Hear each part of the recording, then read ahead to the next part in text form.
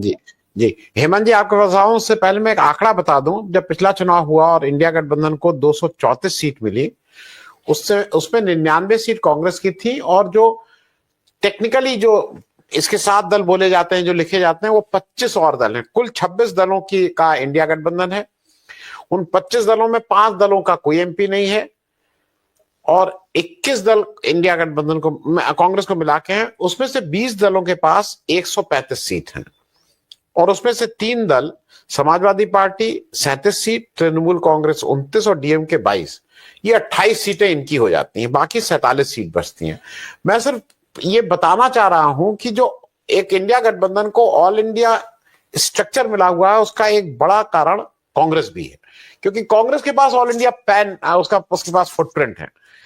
लेकिन ये हेमंत भाई, ये जो बार बार प्रोफेसर साहब भी कह रहे हैं, हम सब लोग कह रहे हैं, भाई ये होना, ये सबको पता है, सीएमपी होना चाहिए, सबको पता है, अध्यक्ष होना चाहिए, सबको पता है, और जब ये नहीं होता है तो उसकी जिम्मेदारी कांग्रेस की मानी जाती है। हमारे एक गुलाम घुमन सिंह जी हैं, वो कह रहे हैं इंडिया गठबंधन के सभी प्रमुख नेता सिर्फ कांग्रेस को ही जिम्मेदार ठहराते हैं, लेकिन राहुल गांधी की मेहनत से, उनका कहना है कि जो मेन गुडविल है वो राहुल गांधी लाते हैं।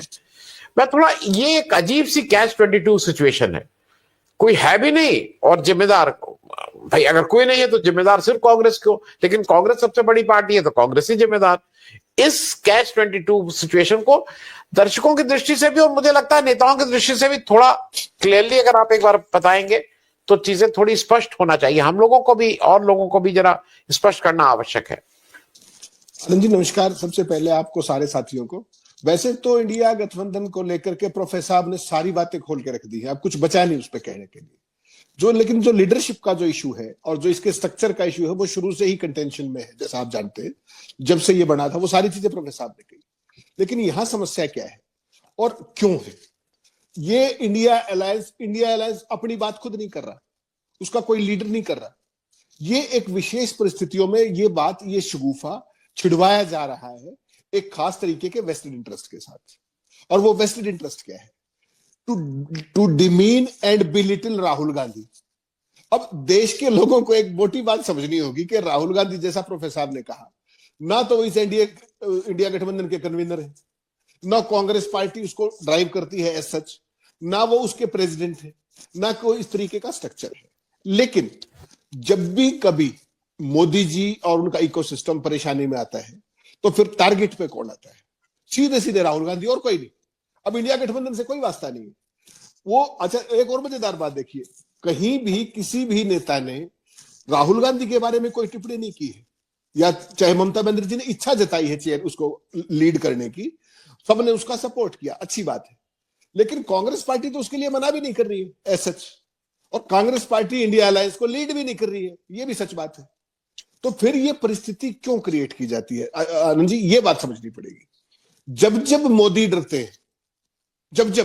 हैं, तो राहुल को आगे करते हैं वो, और कभी भी वो पॉजिटिव लाइट में नहीं होगा, वो बहुत ही कंप्लीटली नेगेटिव लाइट में उनको बिलिटिल और डिमीन करने का होगा, as if there is a challenge to his authority, whereas the fact is that he is not an authority in India Alliance. It's a group of political parties with a common understanding, without any common minimum program or a convener or a president. This is a fact. अब यहां पर यह घटनाक्रम क्यों हुआ, यह देखने की जरूरत है। क्यों बहुत महत्वपूर्ण है। क्या हुआ ये तो सारा देश जानता है। क्यों हुआ? जब से गौतम अडानी का इंडाइक्टमेंट हुआ है, भारतीय जनता पार्टी और उसके इकोसिस्टम के पास भागने की जगह नहीं बची है। This is a fact. उसका कोई जवाब आज तक ना दिया, ना देने देंगे। मेरे लिए परेशानी का सबब क्या है आनंद जी, और सारे साथी सहमत होंगे, कि हिंदुस्तान में कथित तौर पर रिश्वत दी गई, इतने बड़े पैमाने पर साक्ष्यों के साथ पर मेगावाट रिश्वत दी गई। उसके सारे डॉक्यूमेंट यूएस एफडीए उस ने बरामद कर लिया, एफबीआई ने, सारी बात होगी। जहां पर रिश्वत दी गई वहां पर कोई नोटिस तक भी नहीं दिया गया। Forget about A case. SEBI ने आज तक उनसे पूछताछ भी नहीं की। सच्चाई क्या है?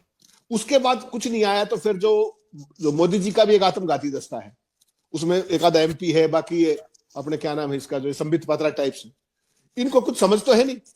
इन्होंने ठाके जॉर्ज सोरोस को ले आए। देखा आपने, वो जॉर्ज सोरोस अब इनके गले की फांस बन गया। क्यों? वो सब के नाम बता दिया। कांग्रेस पार्टी लगातार उस पर काम भी कर रही है, they are coming all guns blazing, और उसमें कोई ऐसी महान बात भी नहीं थी। तो ऐसी सूरत में जब संसद भी नहीं चलने दे रही, पार्टी रूलिंग पार्टी नहीं चलने दे रही, तो ऐसे में क्या तरीका है बेस्ट? उसमें फिर ब्रो बीट करो राहुल गांधी को, that is the only way. कल शाम को आपने एक इंटरेस्टिंग डिबेट देखी होगी सारे डॉगी चैनल्स के ऊपर, कि अविश्वास प्रस्ताव तो आया धनखड़ साहब के खिलाफ नोटिस, और सारे जो बिलिटिल और डिमीन कर रहे थे वो राहुल गांधी के पीछे पड़े हुए थे, सारे एंकर्स जितने, जैसे उनको होमवर्क दिया गया हो, जैसे उनको सुपारी दी गई हो, जैसे उनको टास्क दिया गया हो। जो पीएमओ में एक बैठते हैं ना साथी गुजरात से आए हुए, तो उन्होंने जैसे उनको पूरी स्क्रिप्ट दे दी, तो सारे उसी पे लगे हुए थे। अब जो बढ़िया सवाल जो प्रोफेसर साहब ने कहा कि ओवरऑल ये सिचुएशन किस तरफ जा रही है, राहुल गांधी को ही क्यों टारगेट? भाई ममता बनर्जी ने कह दिया I want to lead, she is welcome. Lalu ji कहे मैं लीड, तो आप भी अच्छी बात है, आप भी सीनियर है। शरद पवार कहे, तो सारे लीड कर ही रहे हैं ना। जो भी बेसिकली पार्टियां हैं उनको अगर अपना, देखिए एक चीज तो यह है कि अभी कोई फिलहाल एक दिल्ली का चुनाव छोड़ दीजिए, अगले साल फिर बिहार का चुनाव है, इमीडिएटली ऐसा कुछ नहीं। अब इस इंडिया अलायंस की परेशानी क्या है कि इनका एक कॉमन नैरेटिव नहीं बन रहा है।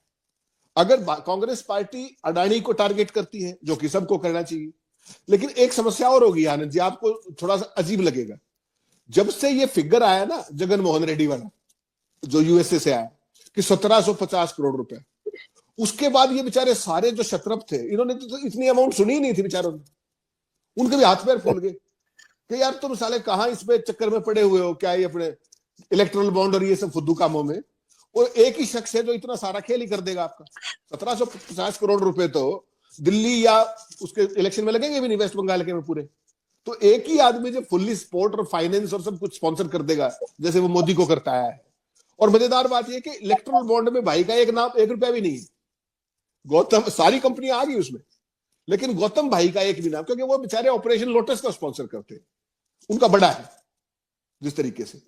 तो अब उस सारे नैरेटिव को बदलने के लिए राहुल गांधी को ले आओ, फलाने को ले आओ, ये तो देश को लोगों को समझना पड़ेगा, और कोई नहीं समझाएगा। ये काम आप जैसे प्रबुद्ध साथी करेंगे, जो अपने प्लेटफॉर्म्स के ऊपर इस बारे में ये बताएंगे कि भाई कौन राहुल गांधी।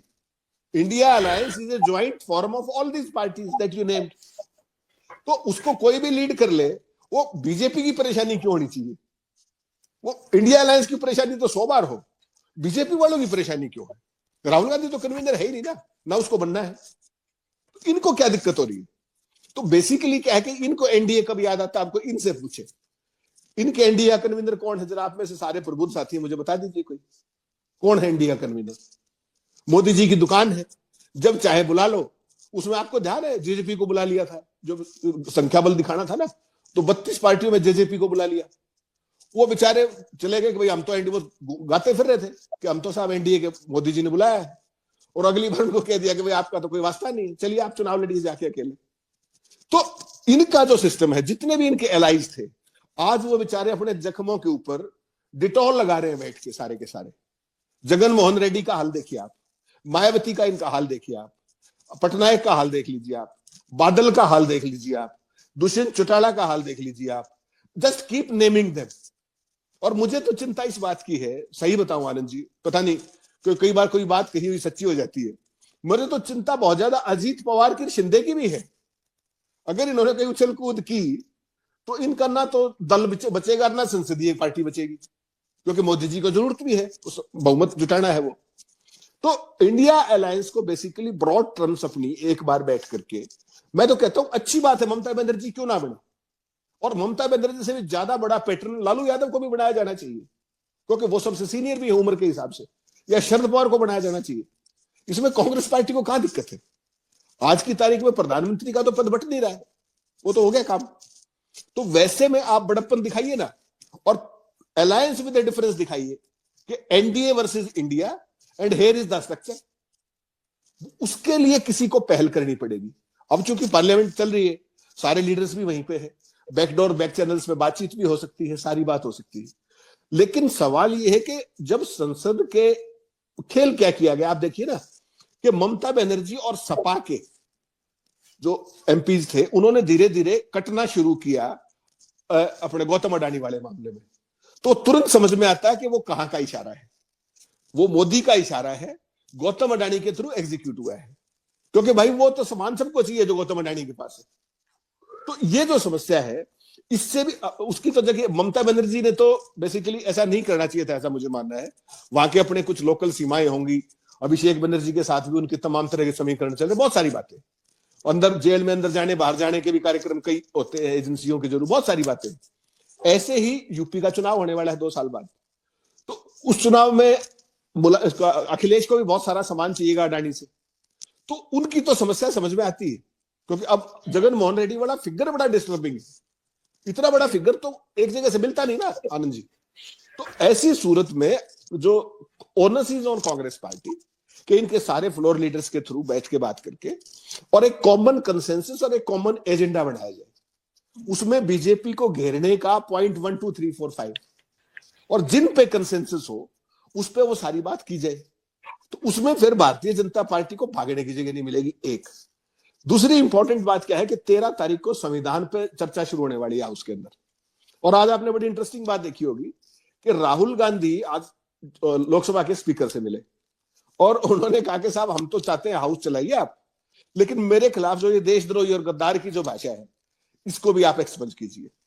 अब मुझे एक बात समझ में नहीं आनंद जी कि अगर राहुल गांधी गद्दार है तो उनके खिलाफ पर्चा दर्ज होना चाहिए और वो एलओपी क्यों होने चाहिए, और अगर वो गद्दार नहीं है तो संसद के जो कार्रवाई है उसके शब्दों को निकालने के लिए क्या एलओपी को कहने की जरूरत होनी चाहिए? अडानी तो कभी कहने नहीं आते कि मेरा नाम मत हटा दीजिए वहां से, उनका नाम तो मुझे लगता है रिकॉर्ड ही नहीं होता, हटाने की तो छोड़ दीजिए। तो इस तरह की जो चीजें हैं ना, इसको समझना पड़ेगा कांग्रेस पार्टी के हिसाब से कि अब जो संविधान का है, संविधान पे चर्चा होगी, सारे दल बोलेंगे, इससे बढ़िया मौका नहीं है कि 4 पॉइंट आनंद जी बोले, 4 पॉइंट प्रोफेसर बोले, अनिल जी बोले, सारे हम बांट करके, और जो सही मुद्दे हैं, देखिए मोदी जी जब जवाब देंगे, आपको पता है मोदी जी पॉइंट वाइज तो जवाब देना उनको सीखा ही नहीं। उनका जो संगठन है वो ऐसा संगठन है जिसमें सवाल का जवाब देना बताया ही नहीं जाता। उनकी मूल ट्रेनिंग है सवाल को इग्नोर कर दो, डिसऑन कर दो, और मैं पहचानता हूं कौन सा सवाल। उसके बावजूद भी वो एक ऐसा अवसर होगा क्योंकि संविधान का मसला है और डेडिकेटेड डिस्कशन है और पायस एक अवसर है। तो ऐसे में मुझे लगता है कि जो भारतीय जनता पार्टी और आरएसएस का पूरा जो इतिहास है और संविधान के प्रति उनकी कितनी मान्यता है, आरएसएस संविधान की बात करती है, बीजेपी संविधान की बात करती है। आप मुझे संविधान की, सारे विद्वान हैं मेरे से, सारे सीनियर हैं, मुझे वो संविधान की धारा बता दीजिए कौन से एक्ट के तहत आरएसएस रजिस्टर्ड है, बता दीजिए।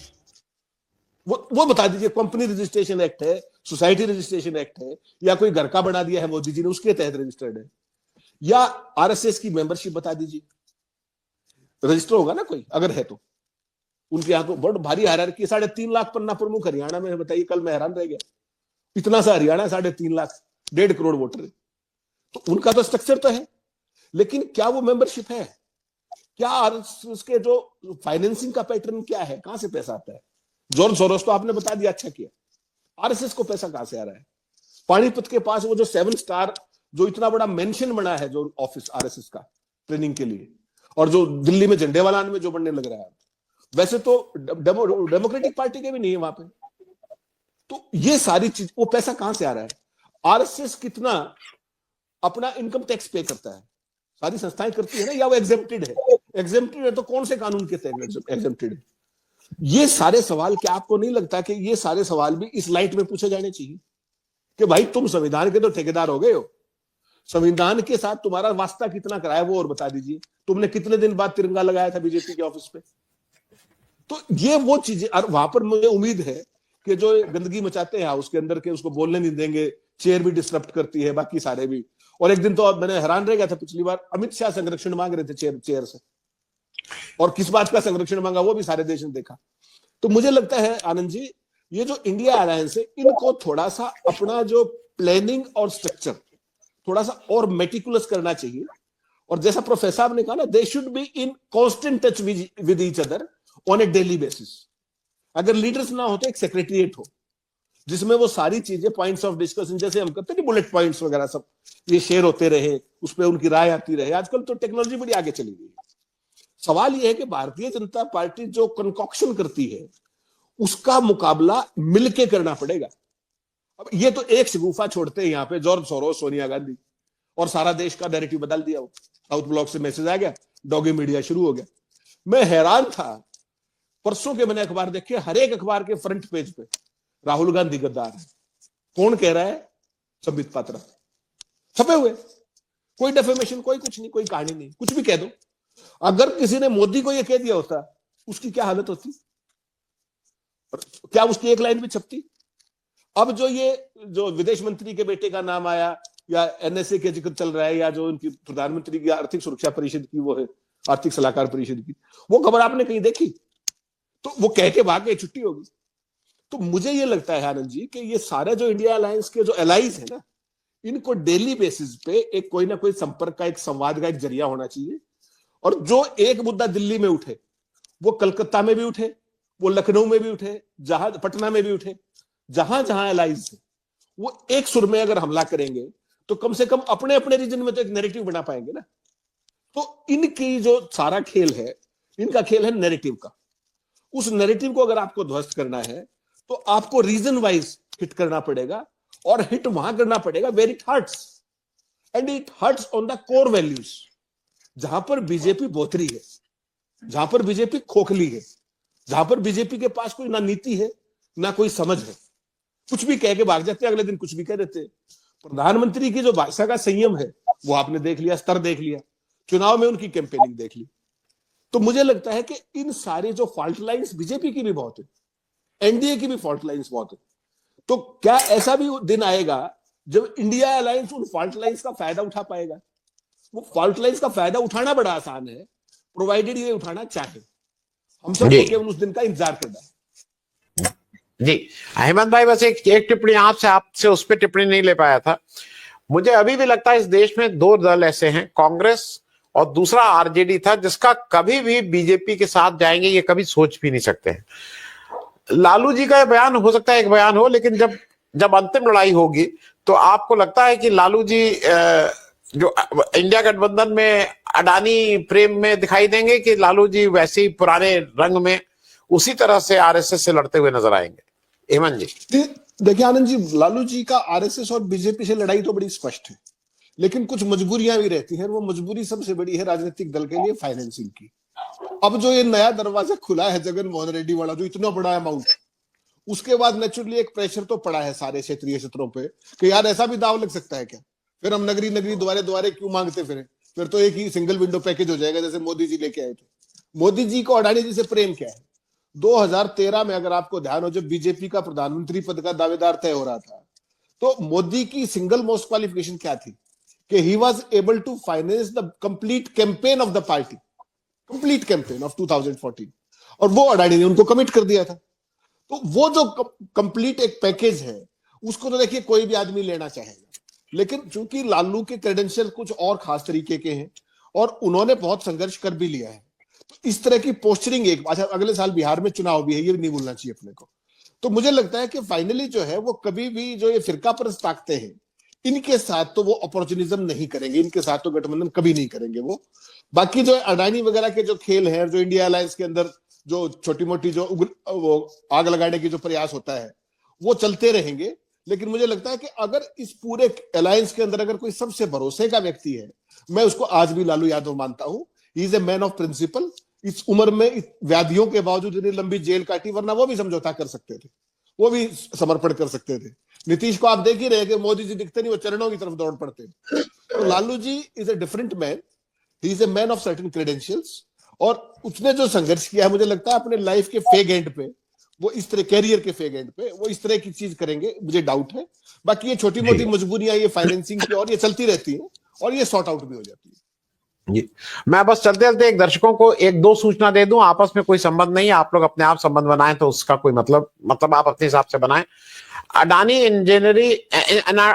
Adani energy resource Shanghai company, Adani ji ने चीन में जाके 2 सितंबर 2024 में इनकॉर्पोरेट की, और अक्टूबर महीने में एस जयशंकर साहब पाकिस्तान गए एससीओ की मीटिंग अटेंड करने। इनका आपस में कोई संबंध नहीं है। आप सबका चैनल पे आने के लिए, चर्चा में भाग लेने के लिए बहुत बहुत धन्यवाद। हेमंत भाई,